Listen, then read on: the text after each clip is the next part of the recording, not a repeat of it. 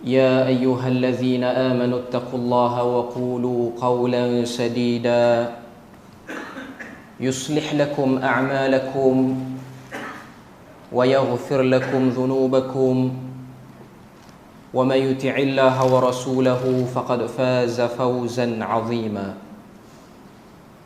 الحمد لله الذي بنعمته تتم الصالحات ربنا آتنا من لدنك رحمة وهيئ لنا من أمرنا رشدا اللهم آت نفسي تقواها وزكيها وأنت خير من زكاها أنت وليها ومولاها.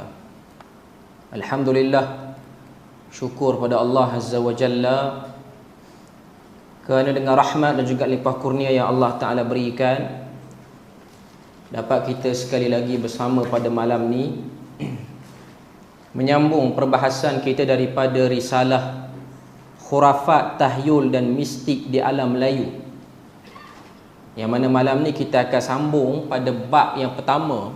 Sebelum ni kita dah bahas penghujung daripada prolog ataupun mukaddimah buku ni. Malam ni kita nak masuk dan kita nak bahas bab yang pertama, iaitu bab yang bertajuk Alam dan Makhluk Ghaib sebagai bukti dan ujian kekuasaan buat Bani Melayu. Itu bab yang pertama pada malam ni. Seperti mana yang dah kita beritahu sebelum ni, buku ini kita kupas secara umum. Kita taklah bahas ataupun kita baca satu muka surat demi satu muka surat. Cuma saya akan mention pada tempat-tempat mana yang dirasakan penting, sebab buku ni ianya kadang-kadang terlalu berat isinya, dan kadang-kadang ada isi yang berulang yang rasanya tak perlu untuk disebut banyak kali. Cuma untuk bab yang pertama, dia lebih kepada unsur falsafah untuk memahami keadaan ataupun masalah masyarakat. Seperti mana kita tahu, buku ni dia fokus kepada masalah orang Melayu, Bani Melayu, dan kepercayaan mereka terhadap benda-benda khurafat, tahyul dan mistik. Jadi untuk bab pertama ni, ialah penulis dia nak sebut dan nak sampaikan pada kita tentang konsep ataupun corak kenapa dan bagaimana Bani Melayu tu sendiri dia sangat kuat terlekat dengan kepercayaan khurafat, tahyul dan mistik. Tapi taklah dibahas secara dalam, cuma nak sebut macam mana pemikiran tu menjurus ke arah itu. Itu antara apa yang kita akan tengok dalam bab ini. Dan pemikiran ini telah diambil kesempatan oleh bangsa tertentu untuk menjajah orang Melayu, khususnya bangsa Eropah, dalam gagasan imperialisme yang diorang buat ataupun penjajahan. Dan akhirnya kepercayaan kepada benda-benda ini dijadikan sebagai manfaat untuk menakluk sekaligus mengambil hasil bumi yang ada di sini. Cuma pada bab yang pertama ni kita tengok penulis hafizahullah ta'ala Al-Fadhil Ustaz Ahmad Zahiruddin, dia datangkan satu ayat daripada surah Baqarah ayat 155. Ayat ni ialah ayat yang selalu kita dengarkan, iaitu ayat yang berbunyi a'udzubillahi minasyaitanir rajim wa lanabluwannakum bisyai'im minal khaufi wal ju'i wa naqsin minal amwali wal anfusi wath thamarat wa basyyiris sabirin alladzina idza asabatuhum musibatun qalu inna lillahi wa inna ilaihi raji'un. Ayat 155 dan 156 daripada surah Baqarah. Apa maksud ayat ni? Allah Ta'ala kata walanabluwannakum bisyai'in, demi sesungguhnya kami pasti akan menguji kamu sekalian manusia dengan sedikit perasaan takut, wal ju' dan juga lapar, wa naqsim minal amwal dan juga berlakunya kekurangan harta benda, wal anfus dan juga kematian jiwa, wathamarat serta hasil tanaman, wabasyiris sabirin dan berilah berita gembira kepada orang-orang yang bersabar. Siapakah orang bersabar itu? Allah Ta'ala sebut pada ayat 156, alladzina idza asabathum musibatun qalu, iaitu mereka yang apabila terkena musibah ujian, mereka akan mengatakan inna lillah, sesungguhnya kami adalah kepunyaan Allah, wa inna ilaihi raji'un, dan kepadanya lah kami akan kembali. Dalam dua ayat ni, kalau kita tengok secara umum, secara zahir yang terdapat dalam dua ayat ni, apa dia? Allah Ta'ala beritahu manusia tak kira agama apa, tak kira bangsa apa, duduk di mana pun dia akan diuji dengan 5 perkara. Apa dia 5 perkara tu? Yang pertama ialah al-khawf, rasa takut, rasa insecure, tak selamat. Duduk dalam rumah sendiri tak selamat, duduk di tanah air sendiri pun tak selamat, duduk dalam bilik sendiri pun tak selamat, kenderaan sendiri pun tak selamat. Kemudian akan diuji dengan rasa lapar, dan juga kurangnya harta benda, dan juga kematian jiwa ataupun kematian orang-orang yang terdekat dengan kita, dan juga kekurangan hasil tanaman. Itu 5 perkara yang disenaraikan oleh Allah Azza wa Jalla. Allah Ta'ala kata wabashiris sabirin, berikanlah berita gembira kepada orang yang bersabar. Berita gembira apa? Berita gembira itu umum. Adakah berita gembira itu bermaksud ujian itu akan berakhir, maka itu yang dimaksudkan dengan berita gembira? Maka kita kata itu mungkin salah satu daripada berita gembira. Habisnya ujian, selesainya ujian. Atau mungkin kehidupan di dunia, kita akan diuji terus sampai kita mati dengan 5 ujian tu, tak habis-habis ujian tu. Ujian tu akan habis bila? Lepas mati, dan akan dapat lihat hasilnya di akhirat nanti. Itu pun mungkin kita katakan. Cuma Allah Ta'ala sebut orang yang sabar itu ialah bila mana diuji, mereka cepat-cepat akan sebut inna lillahi wa inna ilaihi raji'un, yang kita panggil sebagai lafaz istirja. Istirja dengan makna memulangkan kesemua kudrat dan iradat, qada dan qadar yang berlaku dalam hidup kita ni kepada Allah Azza wa Jalla. Cerdik mana manusia, genius mana dia pun, dia kadang-kadang tak akan dapat menggali hikmah daripada satu benda yang berlaku dalam hidup dia, pada bangsa dia, pada negara dia, tak dapat dia rungkai. Sebab itu juga termasuk daripada benda gaib. Okay. Jadi penulis hafizahullah ta'ala, dia datangkan ayat ni, dia nak sebut pada kita apa dia? Nak sebut pada kita ujian-ujian yang umum 5 tu akan berlaku pada semua orang. Bukan hanya orang Islam, tapi juga orang kafir. Ataupun dalam bahasa lebih umum lagi, semua orang, semua bangsa yang namanya manusia, dia akan kena benda ni.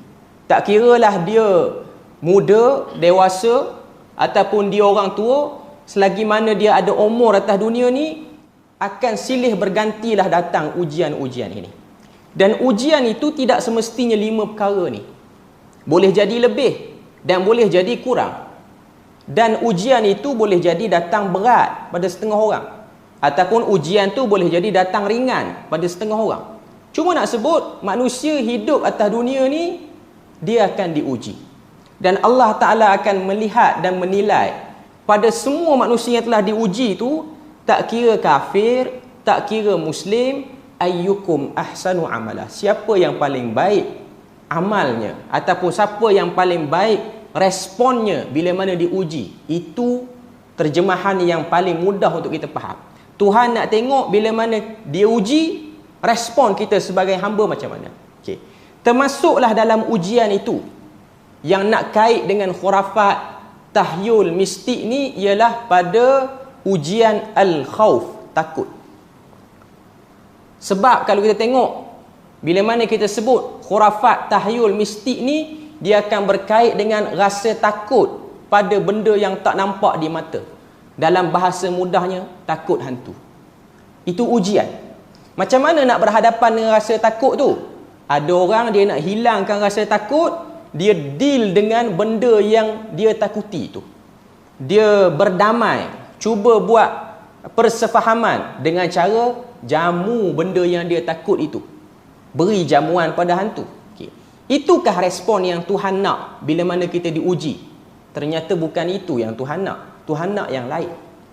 Dan boleh jadi juga kadang-kadang kita diuji dengan benda lain, iaitu kurangnya hasil tanaman ataupun matinya sebahagian daripada orang tersayang ataupun hilang harta. Semua ujian ni memungkinkan satu orang tu bila mana dia kena, dia mungkin juga akan deal dengan benda-benda yang tak nampak di mata dia, iaitu semangat-semangat, roh-roh, dewa-dewa, hantu apa pun, apa saja nama dia, mambang apa pun, dia akan buat benda tu. Sebab tu kita akan tengok ada orang dia bela hantu ke, dia panggil khadam ke untuk jaga kebun dia supaya tanaman dia tak berkurang, ataupun untuk jaga keturunan dia supaya tak disakiti, ataupun untuk jaga kenderaan dia, tempat tinggal dia. Okay. Jadi itu juga termasuk dalam ujian. Sebab bila mana kita baca ayat ni, ada orang dia nampak surface, permukaan saja. Dia nampak ujian sini ialah sakit, ujian sini ialah penyakit berjangkit, wabak tertentu, ujian sini ialah rumah terbakar. Bukan. Ujian yang paling utama pada ayat ni ialah ujian pada akidah. Bila mana kena lima-lima perkara ni, takut, lapar, kurang harta benda, kematian orang tersayang, kurangnya hasil tanaman ataupun hilangnya mata pencarian, part mana yang paling terkesan pada seorang manusia tu ialah part akidah dia. Sejauh mana dia berinteraksi dengan ujian itu, adakah ujian itu menambahkan akidahnya, menguatkan akidah, kepercayaan, keimanan pada Allah, ataupun mengurangkan lagi. Okay. Jadi itu analogi yang nak diberikan ataupun gambaran awal yang nak diberikan. Okay. Kalau kita tengok dalam buku ni, muka surat yang kedua, muka surat yang kedua, orang-orang yang ada buku dia boleh tengok. Okay. Muka surat yang kedua, perenggan yang bawah daripada jadual yang dia letakkan tu, dia tulis, dia kata, perhatikan kepada 5 jenis ujian yang Allah Subhanahu Wa Taala pasti akan uji manusia. Apa dia 5 ujian tu? Takut, lapar, hilang harta benda ataupun kurang harta benda dia, kematian orang tersayang, kematian jiwa-jiwa yang dekat dengan dia, ataupun hilang ahli keluarga dia, dan yang kelima ialah kurangnya, rosaknya tanaman dia. Okay. Kata penulis disebut sini, perhatikan kepada 5 ujian yang Allah pasti akan uji manusia ataupun hambanya. Allah tidak mengkhususkan ujian tersebut untuk manusia yang beriman kepadanya sahaja, namun seluruh manusia, bahkan seluruh makhluknya. Ia adalah hak mutlak Allah Ta'ala. Semua orang akan kena. Kita jangan ingat ayat tu turun pada orang Islam je. Semua orang akan kena benda tu. Pada akhir ayat tersebut, Allah Ta'ala menjelaskan bahawa orang yang sabar dalam menghadapi semua ujian yang sudah ditakdirkan Allah akan memperoleh khabar gembira. Okay. Sabar situ kita nak sebut apa dia pula. Nanti kita akan tengok apa yang dihuraikan oleh penulis. Okay. Sekarang ni dia nak bawa tafsiran daripada kitab-kitab turath. Dia ambil daripada kitab Tafsir Al-Quran Al-Azim oleh Al-Imam Ibn Kathir. Imam Ibn Kathir wafat 774 Hijrah. Dalam menjelaskan ayat di atas, kemudian mendatangkan ayat 31 daripada surah Muhammad yang bermaksud, dan demi sesungguhnya kami tetap memuji kamu wahai orang-orang yang mengaku beriman, sehingga ternyata pengetahuan kami tentang adanya orang-orang yang berjuang dari kalangan kamu dan orang-orang yang sabar dalam menjalankan perintah kami, dan sehingga kami dapat mengesahkan benar atau tidaknya berita-berita tentang keadaan kamu. Jadi Ibnu Katsir dia tafsir ayat 155 dalam surah Baqarah menggunakan ayat 31 surah Muhammad. Sebab dalam ayat 31 surah Muhammad, Tuhan sebut dengan lebih terang lagi. Tuhan kata, demi sesungguhnya kami tetap akan uji kamu orang yang telah mengaku dia beriman. Dalam erti kata lain, orang yang telah melafazkan 2 kalimah syahadah, kita semua ni lah, yang mengaku Islam ni agama kita, yang mengaku Allah Ta'ala tu Tuhan, tempat kita minta tolong, tempat kita beribadah padanya, mengaku Nabi Muhammad itu sebagai Nabi junjungan besar untuk kita ikut ajaran dan syariatnya, maka itu yang dimaksudkan dalam ayat ni. Allah Ta'ala kata, kami akan uji sehingga nyata pengetahuan kami tentang adanya orang yang berjuang di kalangan kamu. Berjuang apa? berjuang di kalangan kamu untuk sentiasa di atas kebenaran. Itu yang ingin dimaksudkan. Maknanya bila mana kena 5 ujian tu, andai kata dia tidak menggadaikan akidahnya, dia tidak menjual keimanannya, dan dia tidak mudah tertipu dengan iman dan syirik. Itu benda yang ingin disampaikan. Sebab ayat ni kadang-kadang dibaca hanya merujuk pada musibah penyakit. Awal-awal Covid ni, ayat ni banyak orang baca sebab nak nampak bahawasanya keadaan penyakit-penyakit ni ujian. Betul. Tapi ujian yang lebih besar yang kita belum perasan ataupun dah perasan tapi buat tak tahu, ialah ujian datangnya benda-benda yang menekan akidah kita bila mana kita susah, yang disebut oleh para ulama dengan nama tauhid fil isti'anah. Kita dah bahas pada kelas-kelas sebelum ni, iaitu pada perbahasan iyyaka nasta'in. Bagaimana manusia bila mana dia berhadapan dengan benda-benda yang susah dalam hidup dia, dia ada hajat yang besar, dia ada masalah, dia meniaga, dia rugi, dia ada badan, dia sakit. Macam mana dia nak deal dengan keadaan macam tu? Kadang-kadang dia tersilap. Sebab tu kita akan tengok ada orang yang tergelincir, dia boleh tertukar antara ikhtiar syar'i dan juga ikhtiar yang syirik. Dia ada ikhtiar syar'i dan dia ada ikhtiar yang syirik ataupun ikhtiar yang hakikatnya bukan ikhtiar. Sebab tu benda yang kita kena sedar. Sebab tu kita akan tengok ada sebahagian orang dia pandai dalam menyusun kata-kata ni. Akhirnya orang ramai, orang awam tertukar antara ikhtiar syar'i dengan ikhtiar syirik. Contoh sakit, pergi diagnos di hospital, itu ikhtiar syar'i secara sunnatullahnya. Sebab Nabi pun melakukan benda yang sama. Bila mana Nabi sakit kepala, Nabi pergi bekam. Sebab bekam itulah perubatan yang paling moden pada waktu tu, pada zaman tu. Lepas Nabi bekam, Nabi lega. Lalu Nabi menjadikan bekam itu sebagai cara perubatan bila mana Nabi sakit. Itu ikhtiar syar'i.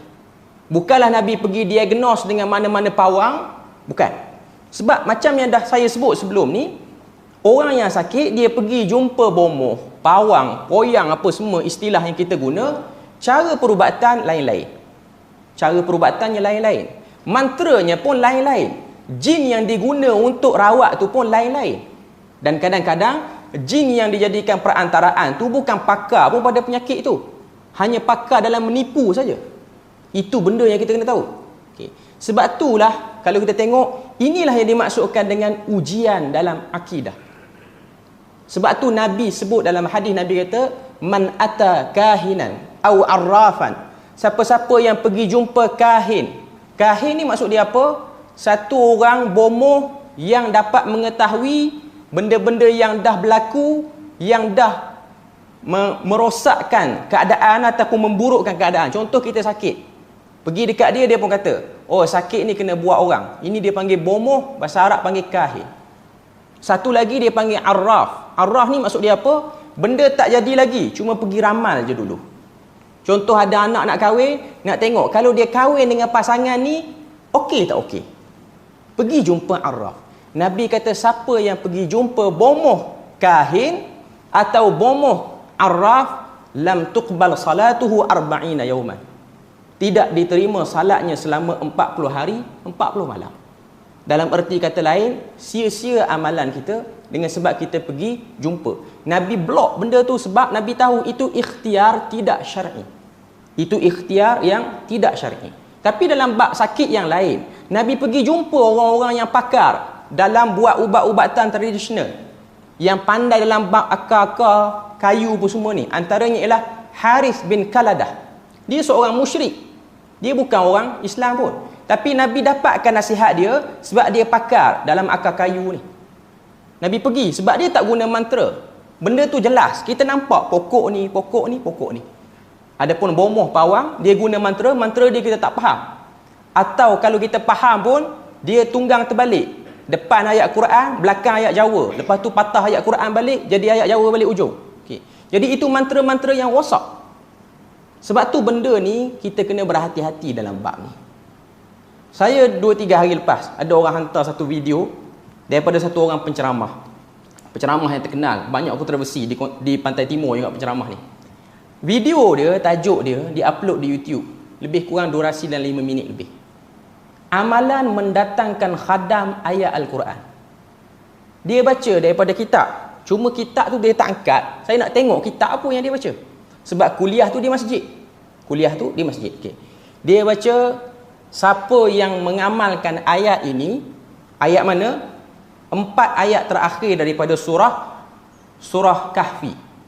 4 ayat terakhir daripada surah Kahfi, iaitu ayat 108 sampailah ayat yang ke-110. 4 ayat terakhir daripada surah Kahfi, ayat 107, innal ladzina amanu wa amilus salihat kanat lahum jannatul firdausi nuzula, sampailah ayat yang last, ayat 110, ayat yang berakhir dengan faman kana yarju liqa'a rabbih falyamal amalan salihah wala yusyrik biibadati rabbih ahada.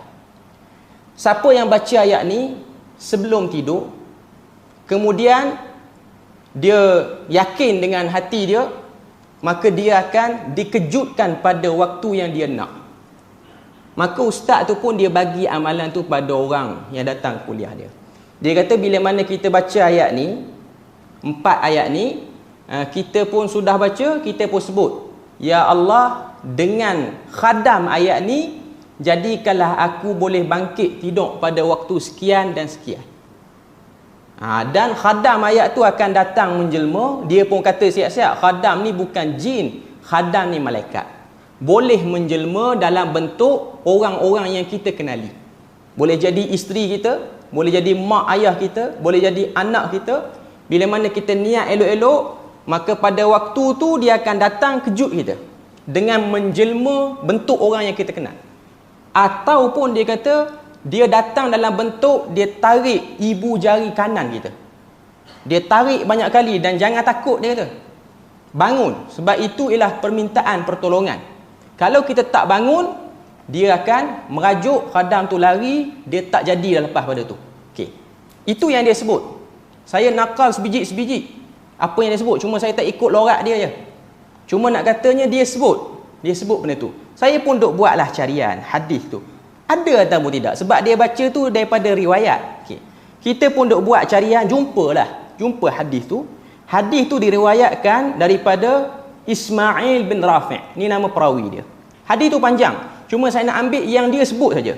Yang dia sebut, dia kata, "Wa man qara'a 5 ayatin min khatamatuha hina ya'khudhu madja'ihi min firashihi hufidha wa bu'itha min ayyil laili sya'a." Hadis ni diriwayatkan oleh Ibnu Daris. Ibnu Daris ni satu orang yang ada kitab hadis, ada musnad dia dalam bahagian dalam kitab Fadailul Quran. Okey. Maksud hadis tu, siapa yang baca 5 ayat, tapi yang ustaz tu bagi 4 ayat. Sebenarnya dia 5 ayat. 5 ayat terakhir daripada surah Kahfi ni, apa yang dia akan dapat?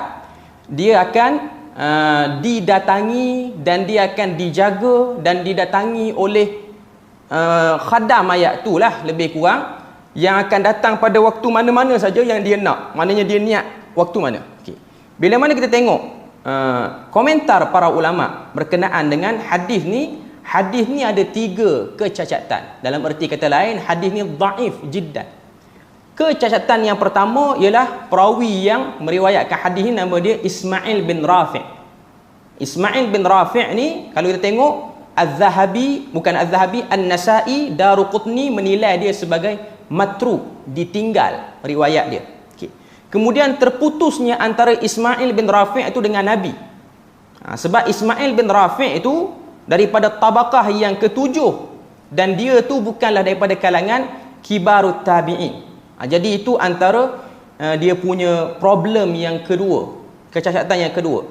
Kemudian ada satu orang perawi dalam riwayat hadis tu, Ismail bin Iyash Al-Humsi Asy-Syami. Dia tu saduk. Saduk ni maksud dia benar, tapi orang belajar kata apa, ilmu rijal, dia akan tahu darjat saduk ni, perkataan saduk ni bila mana letak pada perawi, dia bukan bermaksud lafaz ta'dil, tapi dia lafaz tajrih, kritikan. Ta'dil tu maksudnya lafaz-lafaz yang positif, yang kata bolehlah terima riwayat tu. Tapi bila mana sebut saduk, maknanya dia tu ada problem dalam periwayatan dia. Mudah cerita, hadis ni dhaif jiddan. Hadis ni dhaif. Okey. Cuma kalau kita nak cari hadis lain yang cerita tentang fadilat ayat awal dengan ayat akhir surah Kahfi itu ada. Iaitu fadilat yang cerita siapa yang baca 10 awal 10 akhir dia selamat pada fitnah dajjal. Okey. Cuma cara ustaz tu dia terang, dia kata ayat Quran ni dia ada khadam. Okey. Dalam hadis tu tak sebut pun khadam. Dalam hadis tu sebut siapa yang baca 5 ayat akhir tu dan kalau dia baca dia akan dijaga, dia akan dihantar oleh satu benda yang akan membantu dia. Tapi cara ustaz tu dia sebut, dia kata ianya ialah khadam. Tiba-tiba dia datangkan satu hadis yang menyokong bolehnya kita ni panggil khadam. Dia kata tak salah panggil khadam. Sebab Piramli pun panggil khadam dalam cerita Tiga Abdul. Tu dalil sokongan dia. Tuan-tuan boleh tengok video tu. Saya bukan tambah, saya bukan kurang. Memang benda tu dia sebut. Okay. Dia kata Piramli pun kata ya khadam. Tiba-tiba yang tu keluar.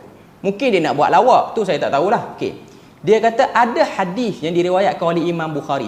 Tuan-tuan boleh tengok video dia, memang betul dia sebut Imam Bukhari. Okay.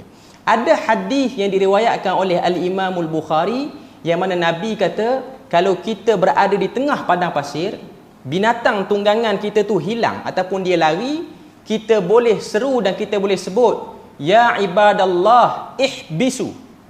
Wahai hamba Allah, peganglah ataupun tahanlah, iaitu tahanlah binatang kita yang lari ataupun tunggangan kita yang lari. Okay.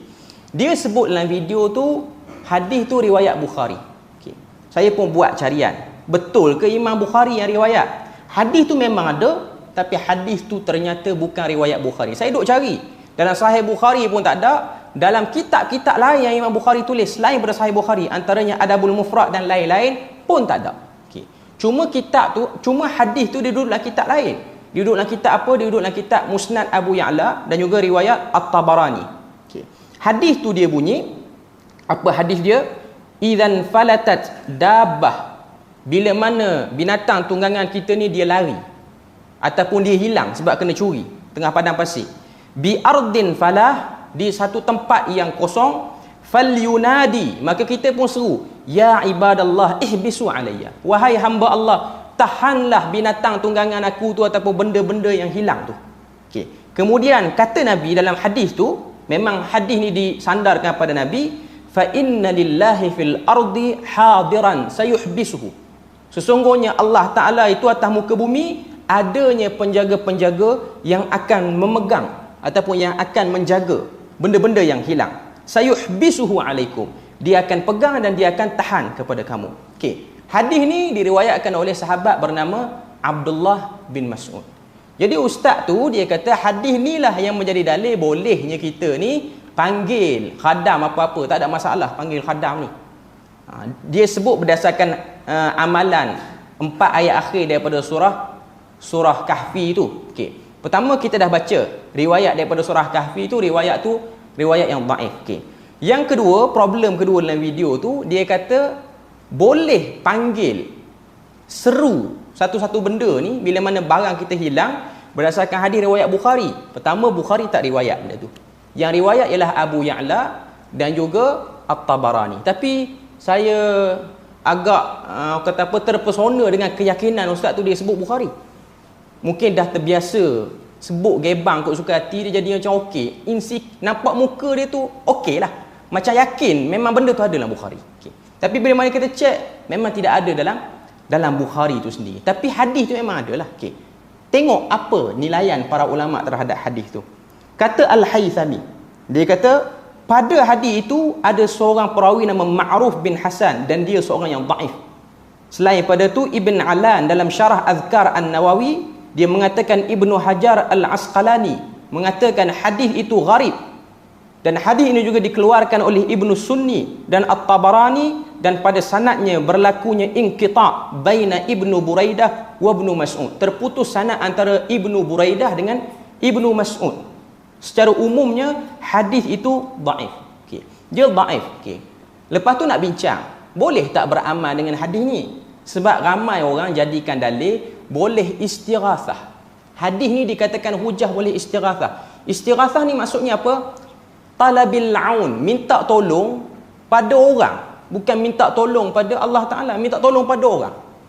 Yang biasa setengah-setengah orang guna, terutamanya golongan sufi, minta tolong kepada rijalul ghaib ataupun minta tolong kepada Ghausah ni Syekh Abdul Qadir Al-Jilani.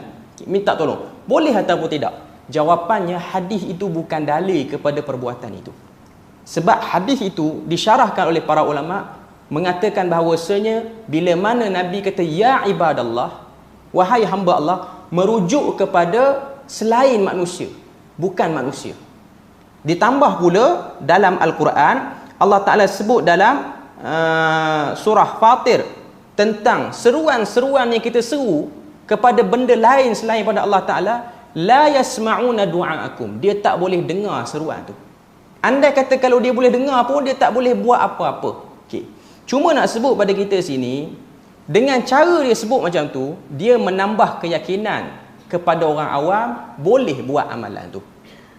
Nak bangun tidur, dia suruh ataupun dia buat amalan tu. Okay. Contoh nak bangun awal, dia tak guna jam penggera ni, dia tak pakai kata apa, usaha sunatullah tak pakai usaha, pakai khadam. Okay. Jadi amalan itu ialah amalan yang tidak selamat. Saya tak kata salah lagi, sebab kita kena tengok perbahasan panjang daripada para ulama. Cuma nak sebut ada amalan yang lebih selamat, yang lebih bersih daripada kecacatan dan problem.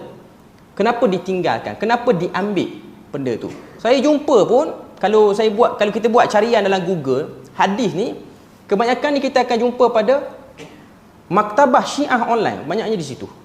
Yang hadis yang pelik-pelik ni. Okey. Tapi dalam maktabah tu bukan semua kitab Syiah, ada juga kitab Ahlussunni yang ada dalam tu. Okey. Cuma nak sebut pada kita bahawasanya yang pelik-pelik ni biasanya diragui lah sikit.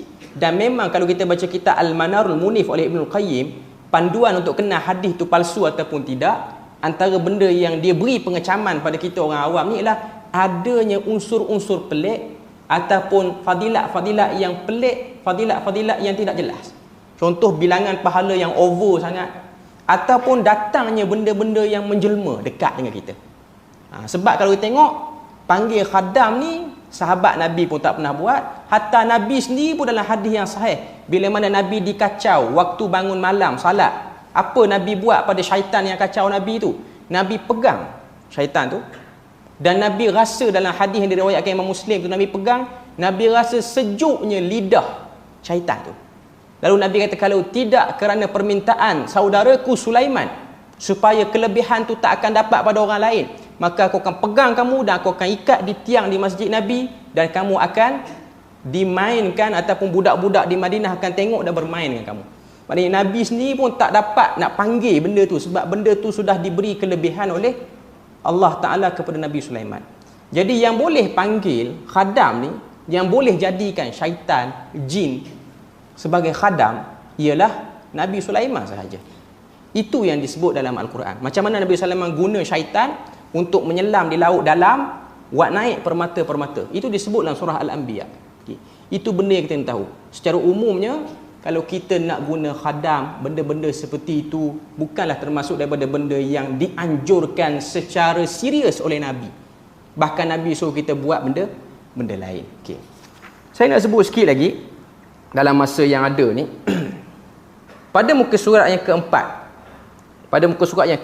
dalam buku ni, bab yang pertama, penulis dia kata, dalam usaha memahami sesuatu isu yang berlaku dalam satu kelompok masyarakat dan individu dalam masyarakat itu, antara bidang ilmu yang dibina dan diberikan perhatian yang khusus oleh para ilmuwan barat ialah bidang yang dikenali sebagai sosiologi dan antropologi. Sekarang ni dia nak cerita pada kita, dengan sebab orang Melayu kita ni dia mengalami perubahan daripada agama animisme, dinamisme, lepas tu pergi pada Hindu Buddha, lepas tu baru terima Islam. Ianya menjadi satu susunan yang unik pada cara hidup orang Melayu. Sebab tu dia sebut sosiologi ni. Sosiologi ni apa benda? Tentang kebudayaan, cara orang Melayu hidup. Kemudian yang kedua ialah antropologi, tengok satu bangsa tu dekat mana unik dia, dekat mana dia punya eksotiknya. Saya guna perkataan moden sangat kepada malam ni. Takut-takut orang tak faham. Maknanya dia satu benda yang tak ada pada bangsa. Idea ni, perkataan tu, sosiologi, antropologi ni, siapa yang buat keluar? Barat yang buat keluar. Okay. Orang-orang barat, bila mana diorang gagaskan idea imperialisme, Imperialisme ni maknanya idea nak jajah, khususnya kawasan timur, kawasan Nusantara. Okay. Apa yang dia orang tengok pada bangsa Melayu, dia orang akan tengok kebudayaan orang Melayu. Sebab tu kita akan tengok Portugis, dia akan hantar dulu pelayar-pelayar dia untuk tengok sejauh mana hebatnya Kota Melaka, dekat mana. Sebab tu kita akan tengok, kita baca sejarah, siapa yang pertama sekali sampai daripada pihak barat di Melaka ni, waktu kerajaan Kesultanan Melayu Melaka tu kuat, para mesuara apa semua dan lain-lain ni, waktu dia orang dah Islam, dihantar Diego Lopez de Esquerra. Ni nama dia, tuan-tuan tak wajib hafal pun, tak masuk periksa pun. Okay. Cuma nak sebut pada kita bahawa ini ialah padri, ini ialah padri. Kita dok belajar sejarah, kita dimomokkan Portugis, British, Belanda datang ke tanah Melayu ni sebab nak ambil rempah. Dari segi kehidupan orang barat hari ni, dia orang bukan makan makanan berempah pun. Tuan-tuan tengok, Mak Saleh boleh makan ke benda-benda pedas, dia orang tak makan. Yang makan rempah sama macam Melayu ni ialah orang India ya. Itu yang kita boleh tengok. Tapi sejarah disebut macam tu. Okay. Sebenarnya itu hanyalah helah untuk tutup apa yang sebenarnya yang dia orang nak cari di sini. Yang dia orang nak cari ialah hasil bumi. Dan dia orang nak cari ialah kelekaan orang yang baru masuk Islam ni. Sebab kita kena tahu, idea imperialisme ni dia datang selepas kekalahan Perang Salib. Perang Salib yang kalah tu, orang Kristian dia tak boleh terima kekalahan tu, dia nak ubah kata apa, gaya nak tawan balik Islam, bukan dengan cara perang depan sama depan. Sebab kalau perang depan sama depan, memang orang Islam akan menang. Sebab orang Islam bila mana dia perang, dia tuju kematian, bukan dia tuju kepada harta rampasan perang. Okay. Jadi dia ubah cara, dia buat dasar imperialisme. Pergi tengok apa yang ada. Sebab tu keluarnya perkataan sosiologi, antropologi ni. Kalau kita tengok dalam buku ni disebut menurut Abdul Rahman Embong. Kita bagi azan dulu lah.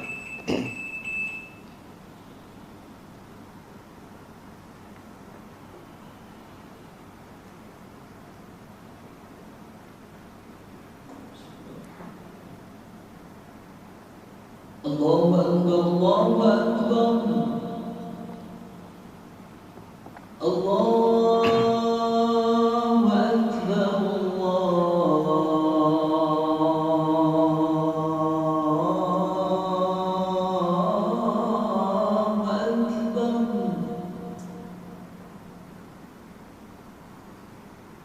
Asyhadu an la ilaha illallah.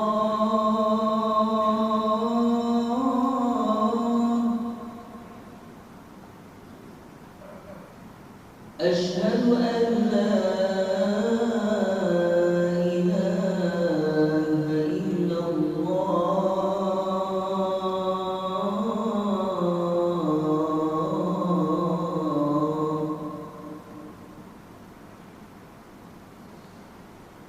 Asyhadu anna Muhammadar Rasulullah.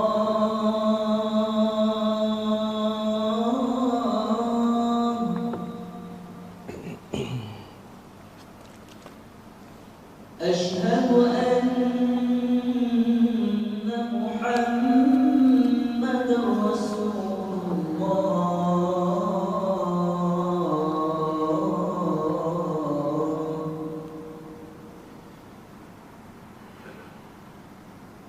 Hayya 'alas salah.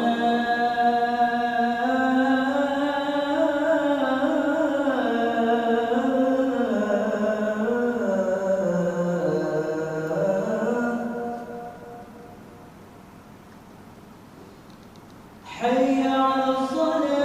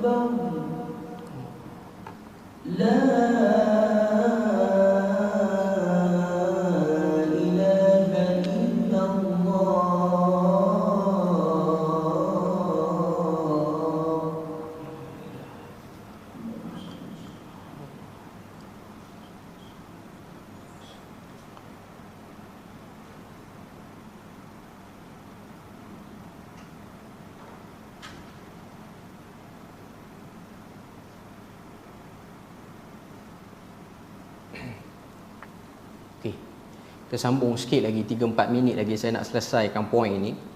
Dalam buku ni dia sebut, menurut Abdul Rahman Embo, ini satu orang pengkaji alam Melayu kita ni, yang dia tengok dekat mana punca berjayanya idea imperialisme ataupun kolonialisme ni, penjajahan oleh Barat. Sebab kita kena tahu, Barat yang mari datang jajah orang Melayu ni, dia bukan satu negara, dia banyak negara. Dia ada France, dia ada Portugis, dia ada Belanda, dia ada British, dan yang paling lama ialah British di tanah Melayu kita ni. Okay. Dan juga daripada bahagian-bahagian lain. Okay. Sebab dia orang ada satu kesefahaman, iaitu kedatangan dia orang ke sini ialah untuk mendapatkan balik kata apa, kemuliaan pegangan lama dia orang, iaitu Kristian. Nak tunjuk dia orang tu mulia. Sebab tu kita akan tengok dia cuba nampakkan dia manusia yang paling terbaik ada atas muka bumi ni, sedangkan bukan itu yang menjadi ukuran kepada Islam kita ni dalam bab nak tengok orang mana elok, orang mana tak elok. Dia orang nak tunjuk dia orang ni, orang kata apa, pemilik tamadun yang lama. Sebab tu kita akan tengok tamadun Melayu kita ni dah lama, cuma tak ada orang kaji lebih sangat. Sebab tu kita akan tengok kewujudan kata apa, tempat buat besi di Sungai Batu di Kedah tu, ianya lebih tua berbanding kewujudan tempat buat besi di mana-mana tempat di dunia. Maknanya orang Melayu sudah ada tamadun sebelum datang Islam pun, cuma tamadun tu digelapkan.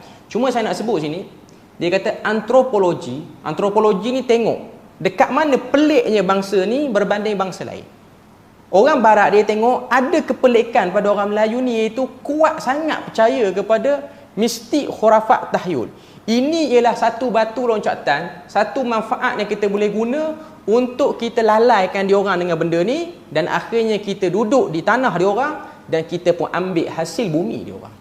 Sebab tu kita tengok 500 tahun Eropah dan konco-konco Eropah yang lain, mereka berjaya duduk di tempat kita dan mereka berjaya bawa balik hasil bumi, hak milik kita, ke tempat diorang, kerana kita disibukkan dengan benda ni. Sebab tu Eropah, British, dia tak pernah kacau orang Melayu nak jamu hantu, nak pelihara hantu banyak mana pun. Walaupun kadang-kadang cerita hantu tu pun dijadikan sebagai lambang kekuatan orang Melayu. Sebab tu kita akan tengok orang yang dalam ilmu persilatan pun dia ada unsur khadam. Dalam ilmu persenjataan pun duk sebut kebal. Kebal tak kebal, pandai bersilat tak pandai bersilat, cerita orang Melayu kena jajah 500 tahun, itulah cerita benar dan fakta. Yang jajah kita tu kafir, yang jajah kita tu bismillah pun tak pandai sebut. Kita yang pandai sebut bismillah, kenapa jadi kalah? Sedangkan zaman Nabi, mereka mulia. Orang-orang Islam itu mulia. Kerana ada part yang kita diarahkan ke arah lain. Iaitu part ni lah. Empat khurafat ni, empat mistik dan tahyul ni lah yang melengahkan kita untuk jadi umat yang berstruktur. Ini benda yang kita kena tahu. Itu sebab kalau kita tengok antara keterbelakangan kefahaman agama yang elok datang ke tanah Melayu ni kerana isu tu. Dan tambah pula dalam buku ni pun dia dah sebut antara sebab yang menjadi orang Melayu ni sangat melekat dengan cerita-cerita karut hantu pun semua ni, sebab ianya telah dibaca, diberi, diijazah dan disebut oleh orang-orang agama juga. Itu antara sebab yang paling kuat menjadikan benda tu tak boleh dibuang sampai ke sekarang ni pun. Tuan-tuan boleh bayang tahun 2021 ni pun masih lagi sebahagian ustaz duk baca buku-buku himpunan amalan khadam tertentu, amalan ini, amalan itu di Masjid Surau. Dia tak bahas ilmu fiqh dengan lebih luas, tak bahas ilmu tafsir, baca ayat Quran, tengok fadilat, bukan tengok maksud ayat Quran untuk kita. Macam yang tadilah, 4 ayat terakhir daripada surah Kahfi tu ayat yang elok dari segi maknanya, dari segi nak bagi kita faham Nabi tu siapa, hidup atas dunia tujuan apa. Itu yang disebut dalam ayat tu. Tapi dia baca ayat tu, kita tak nampak ayat tu kata Nabi ni Rasul kita kena ikut, orang yang beramal saleh akan dapat natijah yang baik. Kita nampak kalau kita tak ada jam penggera, boleh pakai ayat tu, kita jadi pergi ke arah tu. Itu antara benda ataupun mangsa keadaannya lah kita. Sebab tu ramai orang yang kaji dalam bab ni, Dia kata orang Melayu ni dia ada satu bab. Kalau Israel terkenal dengan cerita Israeliat, maka Melayu juga terkenal dengan Melayu liat. Betul kot? Melayu liat ni bukan Melayu tu liat. Okey. Maknanya cerita-cerita yang Bani Israel pun tak ada. Kita ada cerita tu. Sebab tu kita akan tengok gong Nabi Sulaiman dengan sang kancil. Dalam kitab Taurat pun tak ada yang lama-lama. Okey, tapi kita duk ada. Dan benda tu jadi bedtime story pula pada anak-anak. Jadi itu ialah benda yang melambatkan proses faham Quran untuk maju. Sebab tu nak sampai pada kelompok ulul albab tu, kita tak boleh pergi lagi dengan sebab ini yang mengganggu perjalanan itu. Okey. Cuma saya tak nak sebut panjang-panjang. InsyaAllah kita akan sambung pada minggu depan. Perbahasan kita sambungan manusia itu apa perlu, mahu dan puasnya, muka surat yang ke-6. Kita akan sambung pada bab yang pertama pada minggu depan insya-Allah. Setakat tu saja kita punya perbahasan pada malam ni. Moga Allah Taala beri rahmat dan berkat. Subhanakallahumma wa bihamdik, asyhadu an la ilaha illa anta wa astaghfiruka wa atubu ilaik. Wassalamualaikum warahmatullahi wabarakatuh.